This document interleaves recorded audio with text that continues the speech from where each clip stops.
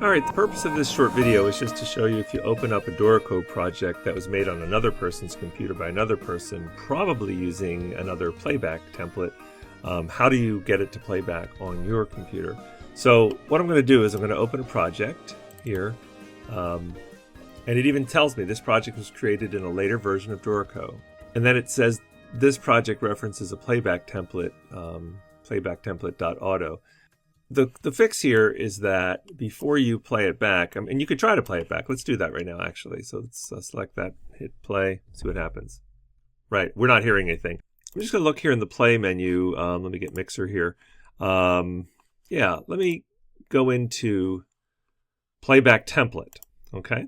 And I'm just going to choose the very first one here, HALion Sonic Selection, because that's like the very standard sort of native one built into Dorico. So regardless of what template they used or what template I use or whatever, we're going to say HALion Sonic, apply and close. Okay. And then let's go back. I'm going to push the slider up here a little bit more.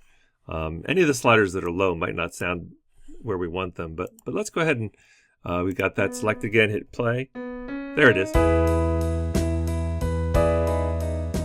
Right, so now we're hearing the project similar to the way it was meant to be heard when the person created it. Now, it might not be exactly the same sounds, but at least we got it to play. Okay, hope this helps. Good luck learning Dorico.